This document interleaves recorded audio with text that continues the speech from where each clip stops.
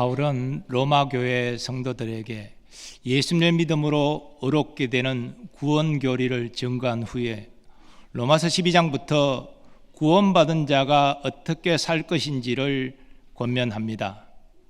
그 핵심은 영적 예배자로 살라는 것입니다. 영적 예배자로 산다는 것은 하나님의 자녀답게 사는 것을 의미합니다. 바울은 이를 위해서 세상을 본받지 말라, 너의 마음을 새롭게 하라, 하나님의 뜻을 분별할 것을 권고하였습니다. 그런데 영적 예배자의 삶은 예수님을 구주로 믿어 구원받은 순간부터 시작됩니다. 그러므로 바울의 권면은 로마 교회 성도들에게만 해당하는 것이 아니라 오늘날 우리에게도 해당하는 말씀입니다. 바울은 성도의 영적 예배자의 삶을 몇 영역으로 구분하여 증거합니다. 먼저 12장 3절부터 13절까지는 교회 안에서 성도가 마땅히 가져야 할 자세입니다. 그리고 12장 14절부터 21절까지 세상과의 관계에서 성도가 마땅히 가져야 할 자세입니다.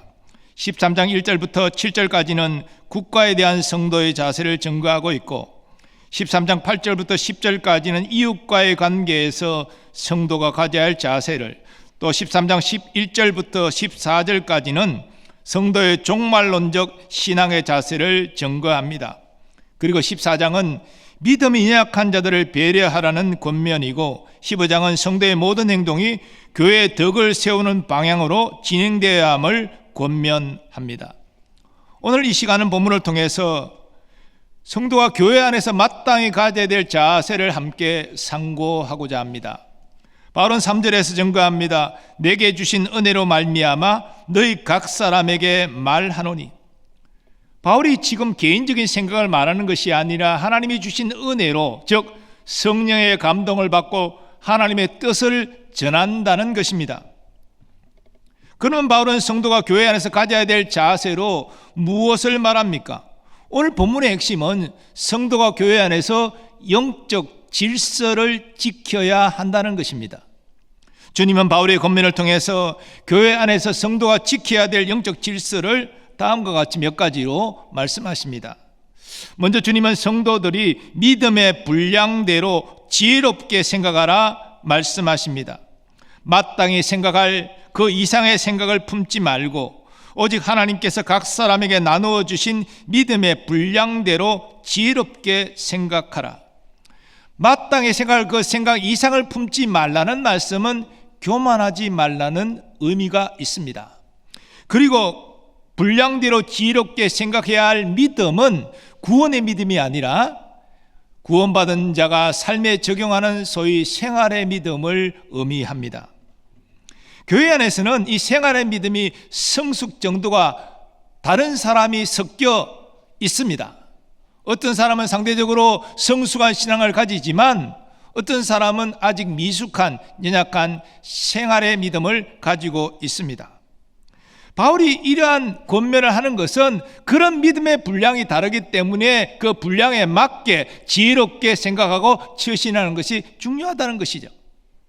바울이 이러한 권면을 로마교회 성도들에게 하고 있는 것은 로마교회 당시 상황과 분명히 관련이 있을 것입니다. 바울은 고린도에서 전도하다가 아굴라 브리스길라 부부를 만납니다. 이들 부부는 로마교회 교인이었다가 글라우디오 황제의 추방령에 의해서 로마에서 추방되어 고린도로 왔습니다. 그들과 교제하면서 로마교회의 상황을 듣게 되었는데 믿음의 분량대로 지혜롭게 행동하지 못하는 사람들 때문에 교회에 어려움이 있다는 말을 들었을 것입니다. 그래서 바울은 이런 내용으로 권면한 것입니다. 각 사람이 하나님이 주신 믿음의 분량대로 지혜롭게 생각하고 처신하라. 그럴 때 교회가 영적 질서가 잡히고 건강하게 설 수 있다는 것입니다. 성경은 성도의 신앙 성숙과 관련하여 몇 가지 부류의 사람이 있음을 증거합니다. 먼저 그리스도 안에서 아이가 있습니다. 영적으로 미숙합니다. 그래서 하나님 말씀을 깨닫고 그 말씀대로 살아가는 것이 어려운 그런 사람입니다. 예수 믿어 구원받았지만 믿음의 원리를 따라 생활하는 것이 아직은 어색하고 어려운 사람이죠. 또 그리스도 안에서 청년이 있습니다. 어느 정도 말씀에 대하여 알고 자랐습니다. 하지만 기복이 아직까지는 심한 상태입니다. 열심히 하다가 금방 낙심하기도 하고 이렇게 기복이 심한 그런 그리스도 안의 청년이 있습니다. 그러나 그리스도 안에서 어른이 있습니다. 이 사람들은 영적으로 생각하고 영적으로 처신할 수 있습니다. 또 연약한 자들을 도울 수 있는 그런 위치에 있는 사람입니다. 이렇게 교회 안에 믿음의 성숙 정도가 다른 성도가 있기 때문에 성도들이 자기 믿음의 분량대로 지혜롭게 생각하고 처신하는 것이 중요한 것입니다. 믿음이 상대적으로 약한 이들은 자신의 약함을 알고 영적으로 배우고 성장하기를 힘써야 합니다. 상대적으로 믿음이 성숙한 이들은 자기 믿음을 과시하지 않고 믿음의 약한 자들을 무시하지 않고 믿음의 본을 보이면서 약한 자들을 도와주어야 합니다. 바울은 이와 관련한 로마교회 성도들에게 우상의 제물을 먹는 문제를 예로 듭니다. 로마 당시에 우상에게 제물을 바치는 고기가 그 제사식이 끝나고 난 다음에 시장으로 나와서 일반인들에게 팔렸습니다. 자, 믿음이 연약한 성도는 이게 우상의 제물로 쓰인 고기이기 때문에 이 고기를 사서 먹으면 안 된다. 그들은 이렇게 생각했습니다. 그런데 이 우상이라는 것은 본래 없는 거짓신을 형상하여 섬기는 것이기 때문에 그 우상에 바쳐진 고기라 할지라도 믿음이 있으면 그냥 먹어도 아무 문제가 없는 거예요. 그래서 성숙한 사람들은 이게 아무 문제가 안 된다. 감사로 먹으면 버릴 것이 없다. 그래서 사서 먹었습니다. 문제는 먹으면 안 된다고 생각하는 이 신앙의 약한 자들이, 신앙 성숙한 자들이 우상의 제물을 먹는 것을 보면서 자신의 신앙은 먹으면 안 된다라고 경고하고 있는데 그 경고를 무시하고 먹었다는 것이죠. 믿음으로 행하지 않는 것은 다 죄입니다. 그의 믿음은 먹으면 안 된다라고 경고하고 있는데 성숙한 사람들이 믿는 것을, 먹는 것을 보면서 따라 먹었다는 것이죠. 그래서 죄를 짓게 된 것입니다. 그러므로 바울은 믿음이 성숙한 자들이 믿음이 연약한 자들을 실족하지 않도록 우상의 제물을 먹지 말 것을 권고합니다. 그러므로 우리가 화평의 일과 서로 덕을 세우는 일을 힘쓰나니 음식으로 말미암아 하나님의 사업을 무너지게 하지 말라. 만물이 다 깨끗하되 그리낌으로 먹는 사람에게는 악한 것이라. 고기를 먹지 아니하고 포도주도 마시지 아니하고 무엇이든지 내 형제로 그리끼게 하는 일을 아니함이 아름다우니라. 믿음이 좋은 사람들은 우상의 제물, 그 고기 먹는 거 아무것도 아니다라고 먹지만 그것을 바라보는 연약한 자들이 자신의 믿음의 경고를 무시하고 먹음으로 범죄하게 되었으니 차라리 연약한 자들을 위하여 먹지 말라, 그렇게 권고한 것입니다. 바울의 말처럼 우리는 믿음의 정도가 다른 사람이 함께 신앙생활하면서 상대방을 배려해야 됩니다. 내가 믿음이 있으니 상대방의 보는 앞에 마음대로 하다가 그를 실족해 하는 일이 일어날 수 있는 것이지요. 그리고 믿음이 약한 자들은 믿음이 성숙한 자들을 인정하고 또한 따르기를 힘써야 됩니다. 그럴 때 믿음의 성숙도가 다른 사람들이 함께 신앙생활하면서도 서로를 배려하고 존중하고 이끌어주면서 함께 영적으로 성장하고 교회는 질서가 잡히고 건강하게 세워지게 되는 것입니다. 오늘 말씀을 통해서 상대적으로 믿음이 성숙한 분들은 교만하지 말고 하나님이 은혜 주신 것에 감사하면서 믿음의 본을 보이시기 바랍니다. 그리고 연약한 자를 배려하고 이끌어 주시기 바랍니다. 또 상대적으로 아직 믿음이 약하다 생각되시는 분들은 영적으로 배우고 성장하기를 힘쓰고 믿음의 성숙한 자들을 본받아 여러분도 영적으로 잘 성장하시기를 바랍니다. 이렇게 서로 배려하고 존중하여 이끌어 줄 때에 교회 영적 질서가 세워지고 우리에게는 건강한 생명이 풍성한 교회로 성장하게 될 줄 믿습니다. 두 번째로 주님은 성도들이 직분에 따른 책임감을 느끼고 봉사하라 말씀하십니다. 4절 5절 말씀, 우리가 한 몸에 많은 지체를 가졌으나 모든 지체가 같은 기능을 가진 것이 아니니 이와 같이 우리 많은 사람이 그리스도 안에서 한 몸이 되어 서로 지체가 되었느니라. 이 말씀에서 기능이라는 말이 나오는데 이전 개역 한글 성경에서는 직분으로 번역했습니다. 종합하면 직분에 따른 기능으로 이해하면 좋을 것 같습니다. 초대교회는 직분이 있었지만 오늘날 같이 다양한 직분은 없었습니다. 초대교회 직분을 보면 먼저 사도라는 직분이 있었습니다. 초대교회에 특별히 있었던 직분이죠.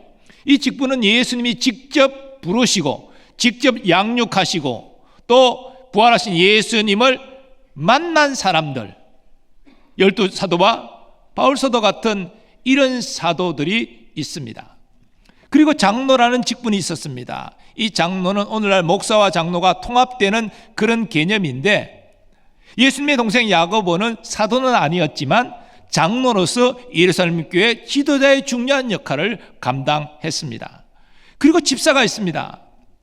예루살렘 교회는 사도들이 말씀을 가르치고 기도하는 일에 집중하도록 과부 구제 문제를 담당할 집사를 7명 안수하여 세웠습니다. 이처럼 초대교회는 사도, 장로, 집사 이 구별된 직분이 있었고 그 직분에 따른 다른 기능들이 있었습니다. 오늘 이 로마서 편지를 받는 로마 교회도 신앙 공동체이기 때문에 분명히 구별된 직분이 있었을 것입니다. 물론 그 직분이 무엇인지 우리는 구체적으로 알 수 없습니다. 성경이 증거하고 있지 않아야 알 수는 없죠. 하지만 분명히 지도자가 있었을 것이고 그 지도자를 협력하는 직분을 가진 자들이 있었을 것입니다. 중요한 것은 직분에 따른 기능이 다르기 때문에 서로 협력해서 교회를 건강하고 튼튼하게 세우는 것이 예수님의 뜻이라는 것입니다. 그러나 교회 지체들이 서로 다른 직분과 그 기능을 인정하지 않고 자기 욕심대로 생각하고 행동하면 교회는 어려워집니다. 그리고 그렇게 행동하는 자신도 어려움을 당하게 됩니다. 우리는 그 사실을 구약시대 이스라엘 신앙 공동체에서 고라의 반역 사건을 통해 확인할 수 있습니다. 고라는 레위 지파 사람입니다. 광야 성막 생활할 때에 제사장을 도와서 성막에서 하나님을 섬기는 귀한 일을 감당했습니다. 그런데 고라는 자신의 직분과 기능에 만족하지 못했습니다. 불만이 있었습니다. 그래서 르우벤 자손 엘리압의 아들 다단과 아비람과 또 엘레스의 아들 온과 당을 짓고 모세와 아론을 대항하여 이렇게 말합니다. 너희가 분수에 지나도다. 회중이 다 각각 거룩하고 여호와께서도 그들 중에 계시거늘 너희가 어찌하여 여호와의 총회 위에 스스로 높이느냐. 한마디로 말하면 너희만 지도자, 너희만 제사장 할 수 있느냐? 아니다. 우리도 거룩한 하나님의 백성이니 나도 지도자, 나도 제사장 될 수 있다. 이런 말입니다. 그러나 이것은 저들의 욕심에 따른 것으로 하나님의 명령을 어기는 하나님의 권위에 대한 도전이었습니다. 결국 하나님은 진노하셔서 고라의 땅을 다 진멸하셨습니다. 자신의 직분에 만족하지 못하고 분수에 지나치게 행동하다가 하나님의 심판을 받은 것입니다. 우리 교회도 여러 직분이 있습니다. 그 직분에 따른 기능이 다양합니다. 그 직분의 다양한 기능에 따라 충성하는 것이 주님의 뜻이라는 것이죠. 교회 직분은 담임 목사인 제가 주는 게 아닙니다. 다혜가 주는 것도 아닙니다. 교회의 머리 대신 예수님이 주신 것입니다. 담임 목사나 당회는 예수님의 도구일 뿐이지요. 그래서 교회 모든 직분은 귀한 것이에요. 높고 낮음이 없는 것이에요. 그러나 기능적인 측면에서는 분명히 차이가 있습니다. 목사는 목사로서의 역할을 감당해야 됩니다. 장로는 장로로서의 역할을 감당해야 되고 안수집사, 권사, 집사는 각자의 직분에 따른 역할을 감당해야 됩니다. 그런 것들이 총회 헌법에 규정되어 있고 총회 헌법은 성경을 통하여 그 모든 내용을 정리한 것입니다. 생각해 보십시오. 어떤 평신도가 내가 하나님의 은혜를 충만히 받아가지고 이번 주는 미안하지만 담임 목사님이 설교하지 않고 제가 설교하게 해주십시오. 그래서 뚜벅뚜벅 올라와서 강대상에서 자기가 설교를 한다. 그럼 교회는 굉장히 혼란스러울 거예요. 어느 날 안수 집사가 하나님이 꿈에서 나타나서 네가 교회를 감당하라. 그래서 내가 당회원으로 지금 당회에 참석하겠습니다. 교회 중요한 의사결정에 내가 투표권을 행사하겠습니다. 이런 헌법을 어기고 영적 질서를 어기고 안수 집사가 당에 와서 장로 행사를 한다면 이 또한 교회는 혼란스러울 수밖에 없습니다. 각자의 직분에 맞게 역할을 감당할 때 영적 질서가 세워지고 교회는 건강하게 성장하게 되는 것이죠. 또 우리 교회는 재직 부서별로 사역을 위한 구별된 직분이 있습니다. 부장, 차장, 총무 이런 또 직분이 있지요. 그 직분도 기능이 다 다릅니다. 하나님은 주의 몸된 교회를 섬기라고 다양한 직분을 우리에게 주셨습니다. 그 직분의 책임감을 느끼고 그 직분의 기능에 최선을 다할 때에 교회는 영적 질서가 세워지고 그 가운데 하나님 우리 교회를 건강하게 세워주실 줄 믿습니다. 우리가 받은 직분을 귀하게 여기고 그 직분에 걸맞게 책임을 가지고 충성함으로 주의 몸된 교회를 건강하게 세워가는 우리 모두 되기를 소망합니다. 세 번째로 주님은 성도들이 받은 은사대로 성실하게 섬기라 말씀하십니다. 바울은 본문에서 성령의 은사를 이렇게 증거합니다. 우리에게 주신 은혜대로 받은 은사가 각각 다르니 혹 예언이면 믿음의 분수대로, 혹 섬기는 일이면 섬기는 일로, 혹 가르치는 자면 가르치는 일로, 혹 위로하는 자면 위로하는 일로, 구제하는 자는 성실함으로, 다스리는 자는 부지런함으로, 긍휼을 베푸는 자는 즐거움으로 할 것이니라. 바울은 로마서 본문에서 7가지 성령의 은사를 증거하는데 이게 전부가 아니죠. 고린도전서나 에베소서를 보면 또 다른 은사들이 나오는데 이 은사들은 하나님이 성도들에게 교회를 섬겨라 은혜로 주신 것입니다. 그래서 하나님이 주신 것이기 때문에 은사는 다양하지만 높고 낮음이 없어요. 귀하고 천하고 없어요. 다 중요한 것이에요. 우리에게 딱 맞게 하나님이 은사를 주신 것입니다. 그래서 우리는 은사를 주신 하나님의 뜻에 따라 성도를 섬기고 교회를 섬겨야 됩니다. 그럴 때 이 교회의 영적 질서가 세워지면서 교회는 건강하게 성장하게 되는 것이죠. 바울은 에베소교회에 편지하면서 하나님께서 성도들에게 은사를 주신 목적을 이렇게 증거합니다. 이는 성도를 온전하게 하여 봉사의 일을 하게 하며 그리스도의 몸을 세우려 하심이라. 즉 성도가 은사를 받은 것은 그 은사를 가지고 성도를 섬겨서 성도의 영적인 성장을 가져오게 하고 결과적으로 교회를 온전하게 세우도록 하기 위함이라는 것입니다. 그런데 성경에 보면 고린도 교회 성도들은 이런 은사를 주신 하나님의 뜻을 저버리고 내가 받은 은사가 더 귀한 것이야, 더 교회에 필요한 것이야 자랑하고 상대방의 은사를 폄하하기 시작했습니다. 그래서 은사 때문에 교회 다툼과 분란이 일어나게 됐습니다. 바로 이 소식을 전해 듣고 그들의 잘못된 행동을 책망하면서 바로 잡고자 했습니다. 그래서 고린도 교회 성도들에게 성령의 감동으로 말합니다. 그런즉 형제들아 어찌할까? 너희가 모일 때 각각 찬송시도 있으며 가르치는 말씀도 있으며 계시도 있으며 방언도 있으며 통역함도 있나니 모든 것을 덕을 세우기 위하여 하라. 고린도 교회는 은사가 강력하게 임한 것 같습니다. 이교도들에 둘러싸여서 신앙생활하는 그들에게 교회를 든든하게 세우기 위하여 하나님께서 성령의 은사를 다양하게 풍성하게 주신 것이죠. 문제는 그 다양하고 풍성한 은사를 가지고 성도를 섬기며 교회를 세워가면 되는데 자랑질하기 시작했다는 거예요. 내가 받은 은사가 더 귀한 것이야. 나는 신령한 사람이야. 그래서 어려움이 교회에 오게 됐다는 것이다. 바로 그것을 바로잡고 되었습니다. 은사는 모두 귀한 것이다. 너희에게 덕을 세우도록 하기 위하여 하나님이 주신 것이다. 성도의 영적 유익을 위하여 은사로 섬기고 봉사하라. 그걸 강조한 것입니다. 은사로 성도를 섬기면 성김을 받는 성도가 영적으로 강건해지는 것을 보게 되는 기쁨을 누리게 될 것이고 또 내 은사가 더 강력해서 하나님께 귀하게 쓰임받는 경험을 하게 될 것입니다.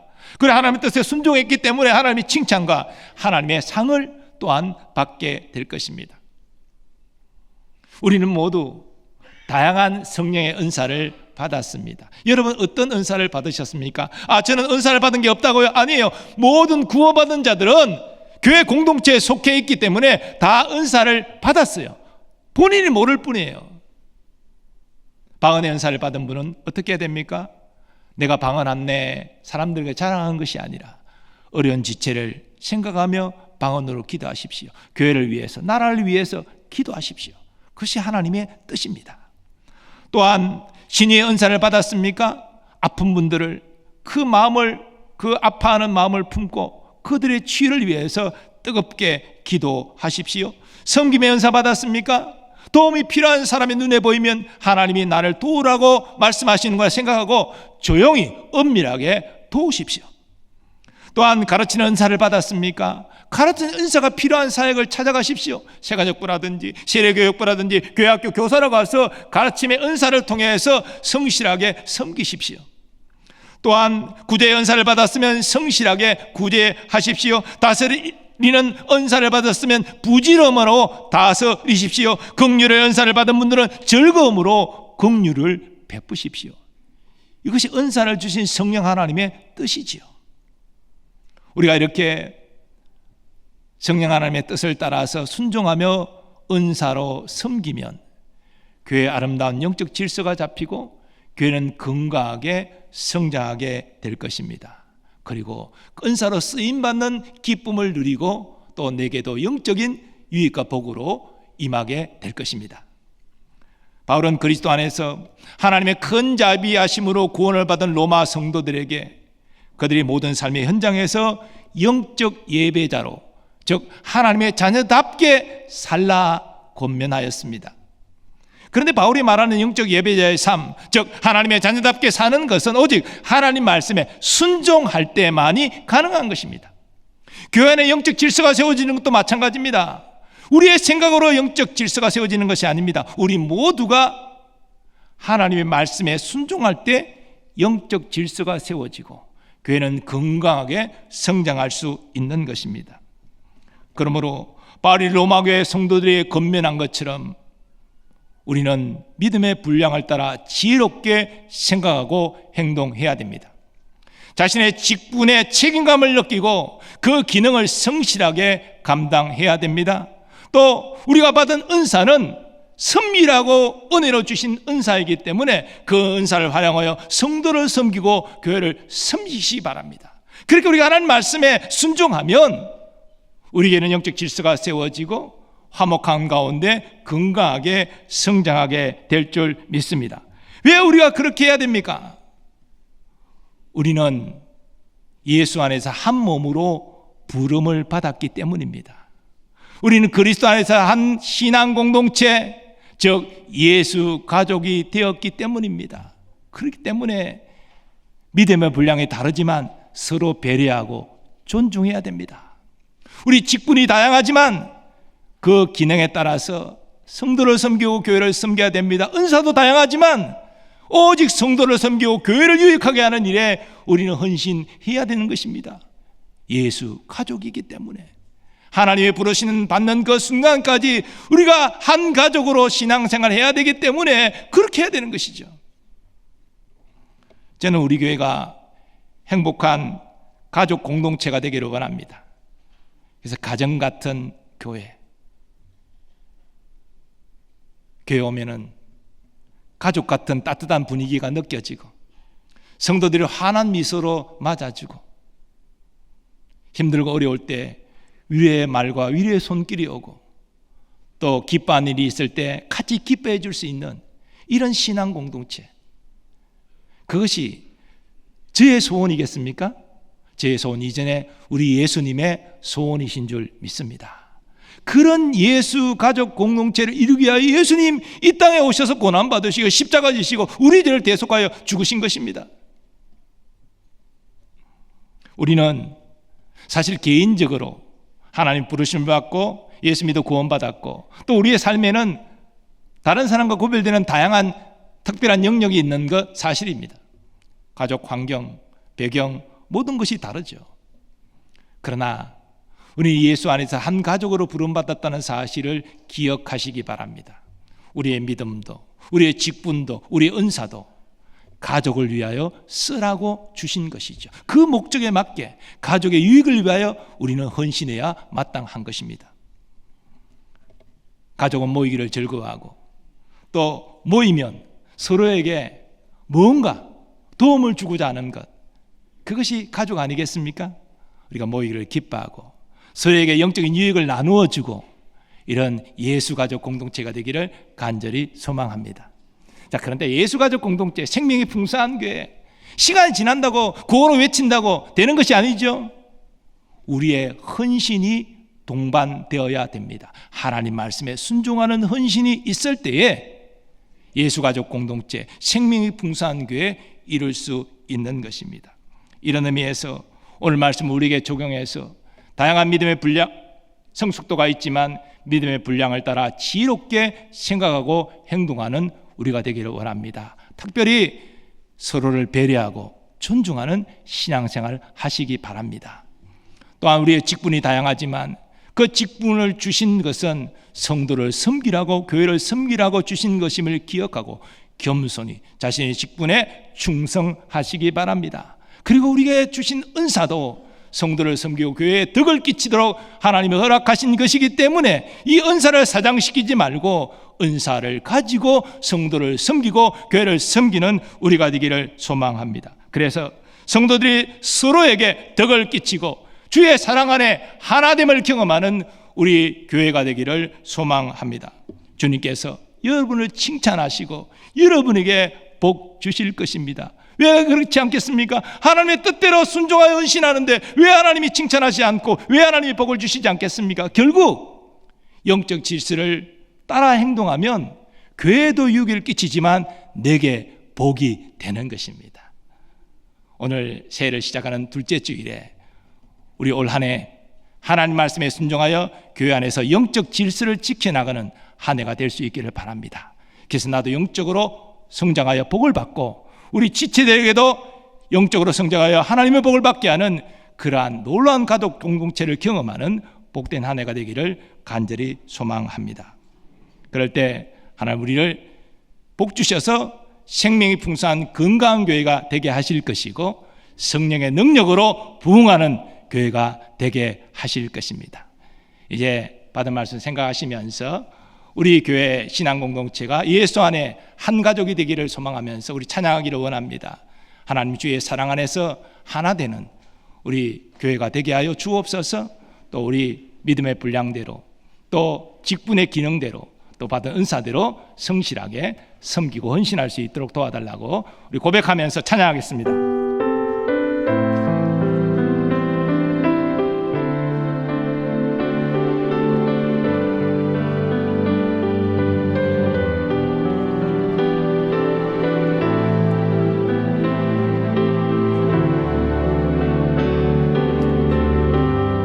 하나님께서는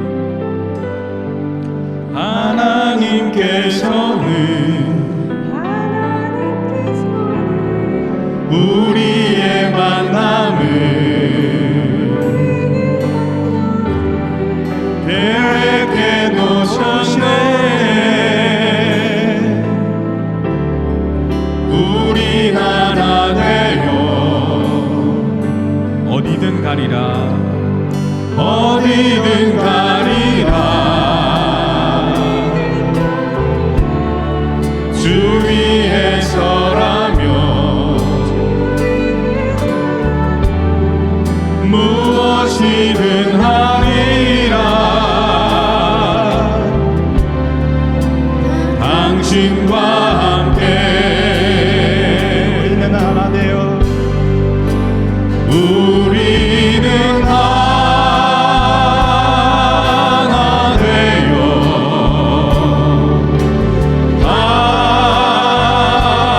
함께 걷네.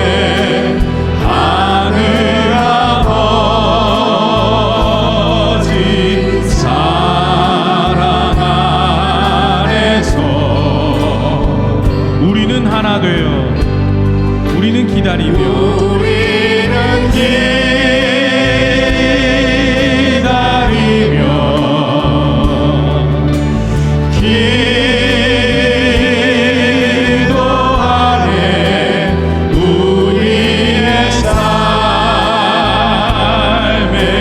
사랑 넘치도록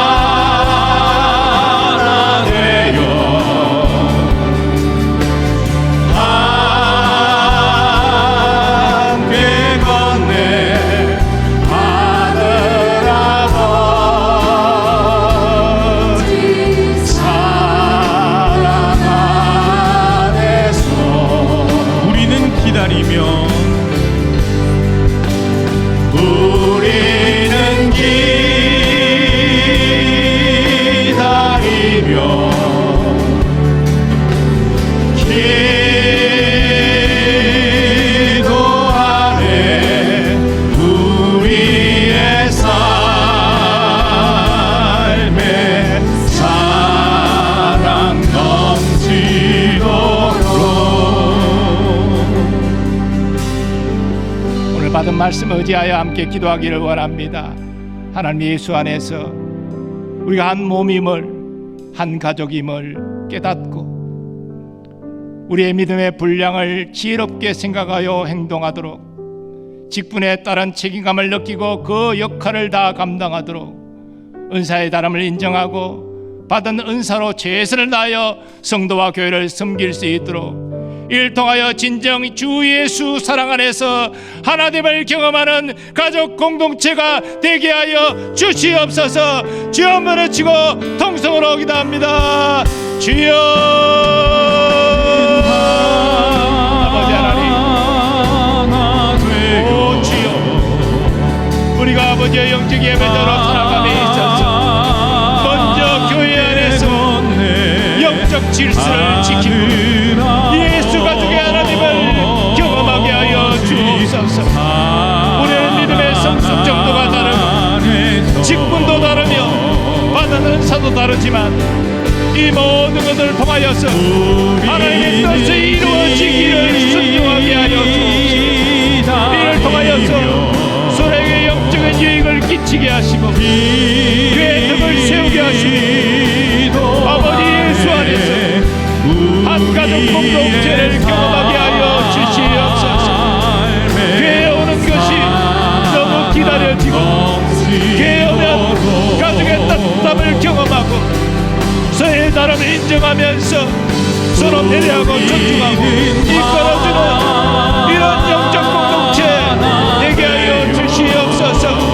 그래, 영적으로 성숙한 자들이 교만을 이어서 겸손을 가며 믿음의 약한 자들을 배려하고 이끌어줄 수 있게 하시고, 이 약한 자들은 영적으로 성장되기를 힘쓰며 아버지 성숙한 자들을 존중하고 아버지 순봉할 수 있는 마음을 허락하여 주옵소서. 오 주님, 영적 질서 하나님 말씀에 순종할 때 이루어질 줄 믿사오니 우리 교회가 그와 같이 영적 질서를 지키는 하나님 기뻐하시고 건강한 교회, 생명의 분상, 예수 사랑 안에서 하나님을 경험하는 복된 교회가 되게 하여 주시옵소서.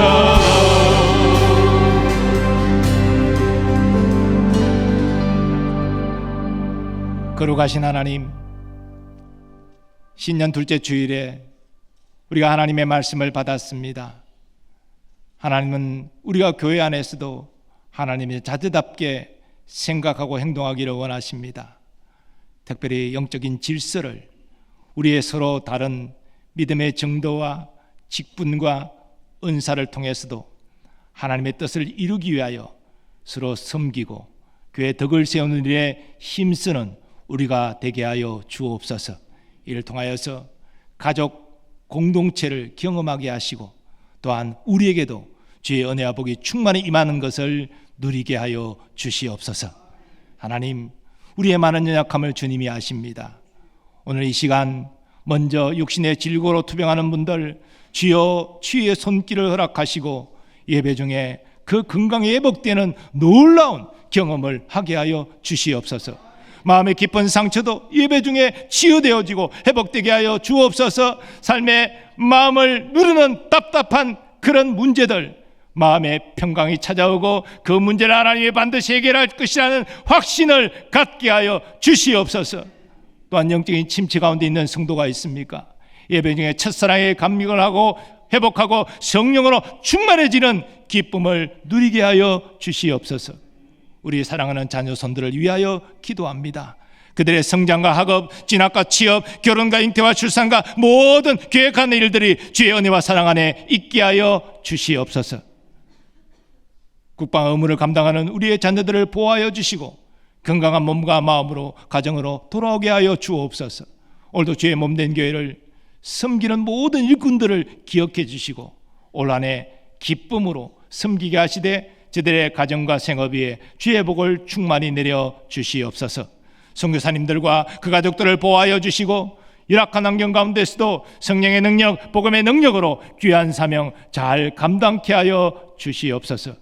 우리 대한민국 여러 가지로 어려운 상황 가운데 있습니다. 주여 이 시간 간구하오니 대한민국을 불쌍히 여기고 버리지 말아 주옵소서. 주의 긍휼과 자비를 베풀어 주옵소서. 무엇보다도 정치인들이, 위정자들이 사리사욕에 매이지 않고 국민을 위하여 헌신하는 대한민국이 되게 하시고, 그러한 신실한 지도자가 세워지도록 주의 은혜를 베풀어 주시옵소서. 또한 남북의 평화복음 통일을 속히 이루어 주시고, 남북 성도들이 함께 하나님께 예배하고 주의 재림을 예배하는 선거민족으로 쓰임받게 하여 주시옵소서. 이제는 우리 주 예수 그리스도의 은혜와 하나님 아버지의 무한하신 사랑하심과 성령님의 역사하심과 교통하심이 우리의 서로 다름을 인정하고 서로를 배려하고 존중함으로 서로의 영적 유익을 위하여 헌신함으로 하나님이 기뻐하시는 예수 사랑 안에 가족 공동체를 세우기를 원하는 모든 성도들의 삶의 범사 위에 이제로부터 영원까지 함께 하시기를 축원하옵나이다. 아멘.